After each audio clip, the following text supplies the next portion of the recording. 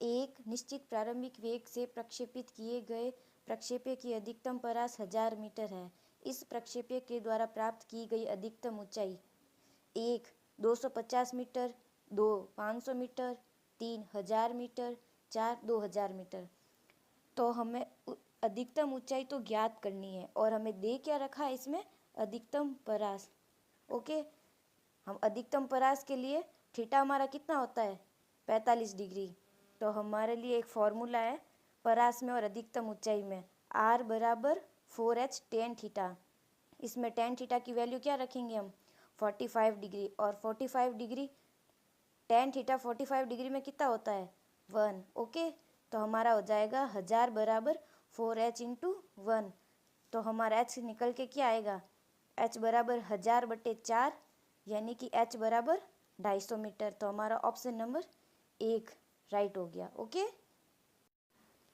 एक गेंद को किसी मीनार के शीर्ष से 37 से 30 डिग्री कोण पर ऊपर की ओर 50 मीटर पर सेकेंड के साथ प्रक्षेपित करते हैं। मीनार की ऊंचाई 70 मीटर है। प्रक्षेप्य के कितने समय पश्चात गेंद धरातल पर पहुंचेगी। ओके, तो हमें क्या दे रखा है, u बराबर 50 मीटर और g हम कितना मानेंगे, 10 मीटर पर सेकेंड स्क्वायर, h बराबर 70 मीटर और साइन 30 कितना है, 1/2। तो हम क्या करेंगे, ऐसा हमारा कुछ डायग्राम बनेगा। इसमें हम इसको मानेंगे प्लस और इसको मानेंगे माइनस, और इधर से हम फेंक रहे हैं तो ये घटक कौन सा हो जाएगा, u cos 30 डिग्री और ये u sin 30 डिग्री। फिर हम लगाएंगे ये वाला न्यूटन का द्वितीय नियम, S बराबर ut प्लस हाफ at²। इसमें हम रखेंगे u, जो हम फेंक रहे हैं तो ये वाला घटक लेंगे और ये वाला घटक कौन सा है हमारा, माइनस में। तो h बराबर u sine theta into T plus half GT²। h बराबर हमें दे रखा है 70 माइनस 50 और साइन 30 को क्या लिखेंगे, 1/2 इंटू टी प्लस हाफ जी को कितना मानना, 10 इंटू t²। फिर हम लगाएंगे क्या, श्रीधर आचार्य फॉर्मूला, जिससे हम निकालेंगे t की वैल्यू। इसमें हमें क्या मानना है, ये a है, ये b है, ये c है। इन सभी का मान हम रखेंगे, इन सभी की वैल्यू रखेंगे हम श्रीधर आचार्य फॉर्मूले में। तो हमारा क्या आएगा, एक आएगी हमारे पास t की वैल्यू पॉजिटिव में और एक आएगी हमारे पास t की वैल्यू नेगेटिव में। तो हम टाइम कभी नेगेटिव नहीं होता, तो हमारा ये आंसर हो जाएगा सही और t बराबर आ जाएगा 7 सेकेंड। ओके, यदि बंदूक से v चाल से निकली गोली की परास r है, बंदूक का झुकाव कौन है। 1 cos inverse v²/rg, 2 cos inverse rg/v², 3 half sine inverse v²/rg, 4 half sine inverse rg/v²। तो हमारा r का फॉर्मूला हमें परास दे रखी है r, और r का फॉर्मूला हमारे पास है u² साइन 2 थीटा/g, और u बराबर हम क्या रखेंगे, v, क्योंकि हमने क्या है, v चाल से फेंका है। तो साइन 2 थीटा बराबर rg/v²। तो 2 थीटा बराबर साइन इनवर्स rg/v², थीटा बराबर हाफ साइन इनवर्स rg/v²। तो हमारा कौन सा ऑप्शन सही हो गया, ये 4th ऑप्शन। ओके, एक प्रक्षेप्य को प्रारंभिक वेग 6i प्लस 8j मीटर पर सेकेंड के साथ प्रक्षेपित किया जाता है। यदि g बराबर 10 मीटर पर सेकेंड स्क्वायर है तो परास, हमें परास पूछा है और प्रारंभिक वेग का घटक हम i को किस में मानते हैं, x में, और j को हम किस में मानते हैं, y में। तो हम क्या करेंगे, ux बराबर 6 मीटर पर सेकेंड और uy बराबर 8 मीटर पर सेकेंड। और हमें परास पूछा है और परास में हमें पता है ये वाला फॉर्मूला होता है r बराबर 2 ux uy/g, और इसमें हम क्या रखेंगे, मान रख देंगे ux 6 uy 8 डिवाइड बाई 10, और फिर हमारे पास आंसर आ जाएगा 96/10। तो r बराबर क्या हो गया हमारे पास, 9.6 मीटर। तो ऑप्शन नंबर हमारा कौन सा सही है? सेकेंड। एक प्रक्षेप्य की समीकरण y बराबर 16x minus x square by 4 है। इसकी 37 परास है। हमें क्या पूछा है? 37 परास, और हमें ये समीकरण दे रखी है। तो हम क्या करेंगे? प्रक्षेप्य समीकरण y बराबर x tan theta 1 minus x by r, ये वाली हमारे पास समीकरण है। इसमें हम क्या करेंगे? जो ये दे रखा है इसमें मान रखेंगे इसका। तो हमारे पास क्या आएगा? y बराबर 16x minus x square by 4। तो ये रखने के बाद हम x कॉमन लेंगे, तो हमारे पास क्या बचेगा? 16 माइनस एक्स डिवाइड बाय 4। तो y बराबर x 16 into 1/16 minus x by 4 into 1/16 हो गया। तो y बराबर x 1 माइनस एक्स बाय 64। तो हमारे पास r क्या आ गया? 64। इससे ये समीकरण क्या है? मैच करनी है। ओके, तो इसमें ये क्या है? r बराबर 64। तो हमारे पास क्या आया? r बराबर 64। तो हमारा कौन सा ऑप्शन सही होगा? Option number third. एक वस्तु h मीटर ऊंची मीनार से मुक्त रूप से गिराई जाती है। इसका जमीन तक पहुंचने में t सेकंड समय लगता है। वस्तु मुक्त रूप से गिराने के t/2 सेकंड पश्चात कहाँ होगी? तो मीनार मुक्त रूप से गिरा रहे हैं मीनार से, तो u बराबर क्या होगा हमारा? 0। तो हम लगाएंगे न्यूटन की द्वितीय समीकरण s बराबर ut plus half GT square. यहाँ पे क्या कर रहे हैं हम? किसी वस्तु को u बराबर 0 से फेंक रहे हैं, तो g हमारा लगेगा नीचे की साइड, और मीनार है h ऊंचाई की, और क्या है? हमें ऊंचाई ज्ञात करनी है, यानी h डैश t/2 पे। तो h डैश बराबर हाफ g t/2 का होल स्क्वायर बराबर t/2 g into T square divide by 4। और इस पूरे को हम क्या लिख सकते हैं?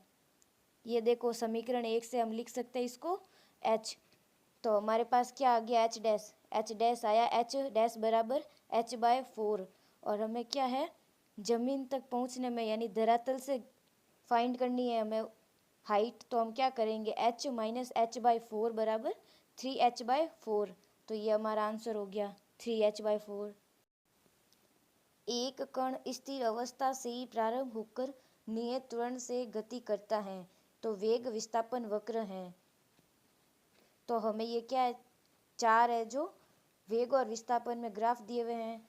तो हम इसका सही ग्राफ कौन सा है वो पता करेंगे। a बराबर dv/dt, इसको हम क्या करेंगे? विस्थापन में कन्वर्ट करेंगे, तो क्या करेंगे? a बराबर dv/dt इंटू dx/dx। तो हम क्या करेंगे? इस पूरे को क्या लिख सकते हैं? इसको भी हम क्या लिख सकते हैं? v। तो हमारा क्या हो गया? a बराबर v इंटू dv/dx। और हम इसको क्या लिखेंगे अभी? v इंटू डी, इसको हम v मान सकते हैं, तो v स्क्वायर कर देंगे और ये x इधर आ जाएगा। तो हमारा करेक्ट ऑप्शन कौन सा होगा? Option number second. एक आदमी 100 मीटर लंबी रेलगाड़ी को विपरीत दिशा में 5 किलोमीटर प्रति घंटा की चाल से चलता हुआ 7.2 सेकंड में पार करता है। तो रेलगाड़ी की चाल है: 1 40 किलोमीटर प्रति घंटा, 2 25 किलोमीटर प्रति घंटा, 3 20 किलोमीटर प्रति घंटा, 4 45 किलोमीटर प्रति घंटा। तो हमें टी क्या दे रखा है? 7.2। और रेलगाड़ी की जो चाल है वो दे रखी है 5 मीटर प्रति घंटा। और रेलगाड़ी कितनी लंबी है, यानी रेलगाड़ी की लंबाई दे रखी है 100 मीटर।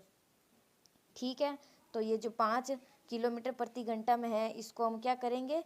5 इंटू 5/18 करेंगे, ताकि ये किस में आ जाए? मीटर पर सेकेंड में आ जाए। और रेलगाड़ी विपरीत दिशा में जा रही है, तो हम इसका क्या करेंगे? सापेक्ष करेंगे, तो v1 प्लस v2 कर देंगे। ठीक है,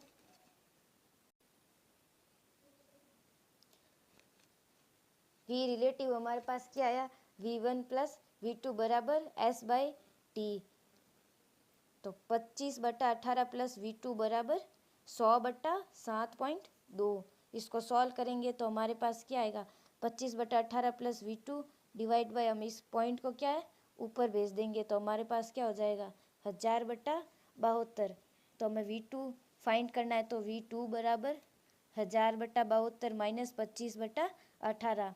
तो हमारे पास आएगा 225/18 मीटर पर सेकेंड, यानी V2 बराबर, इसको हम, हमारे ऑप्शन में क्या दे रखा है, किलोमीटर प्रति घंटा, तो इसको हम वापस बदलेंगे, 225/18 इंटू 18/5 बराबर 45 किलोमीटर प्रति घंटा। तो हमारा आंसर क्या आया, 45 किलोमीटर प्रति घंटा।